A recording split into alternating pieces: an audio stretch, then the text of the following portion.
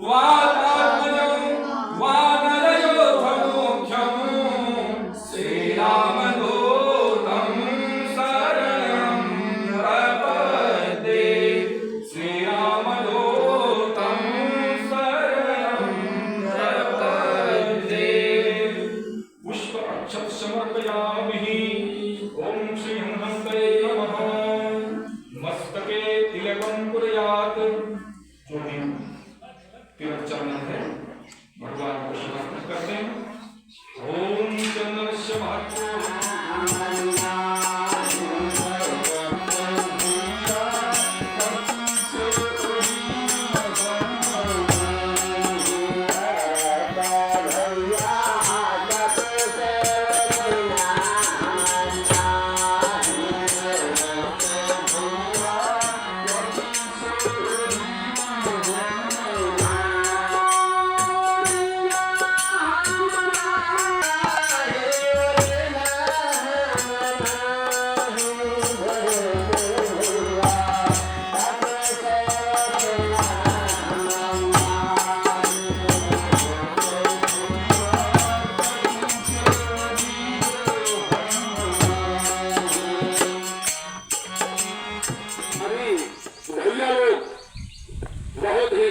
स्वर से हम सभी लोगों को होली सुना रहे थे।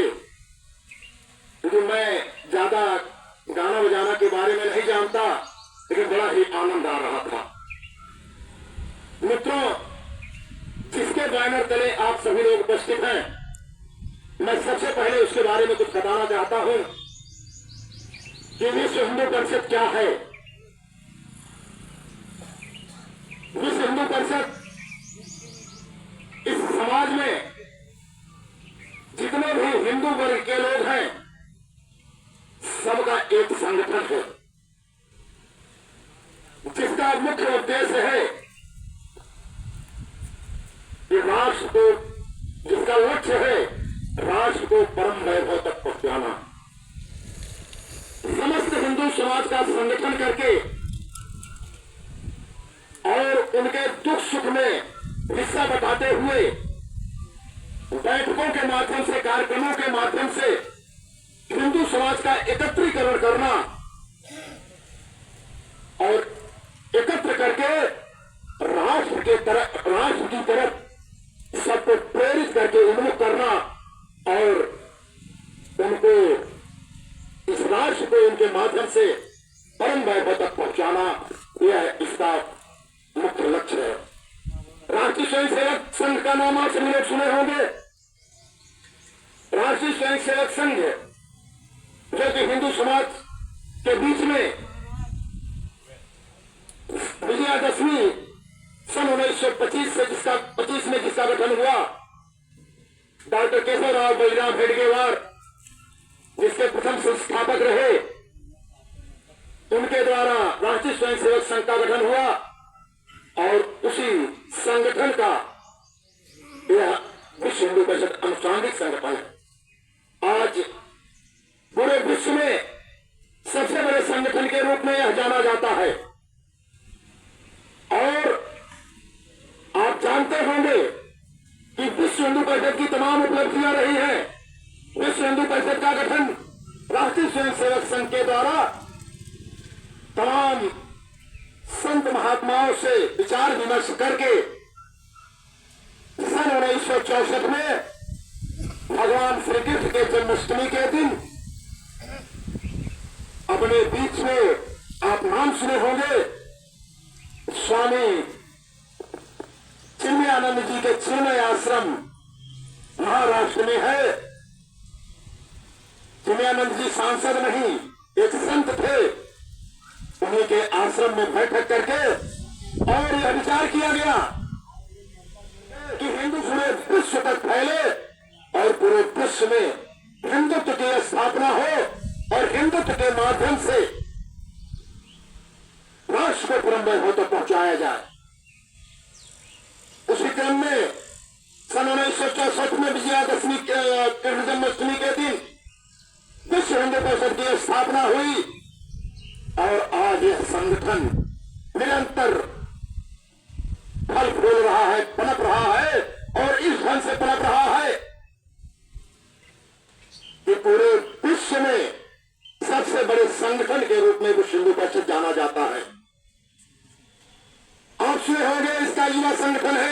राजनीतिक संगठन बजरंग दल का गठन सन 1984 में विश्व हिंदू परिषद के लोगों ने बैठ करके विचार किया कि हमारे संगठन के बीच में एक आंदोलनकारी संगठन तैयार होना चाहिए जो कि स्व अनुशासित हो और युवाओं का संगठन हो, जिसमें नौजवान तैयार किए जाए और हिंदू समाज की चिंता करे और हिंदू समाज के दुख सुख में हिस्सा बताए, हिंदू समाज की समस्याओं का समाधान करे।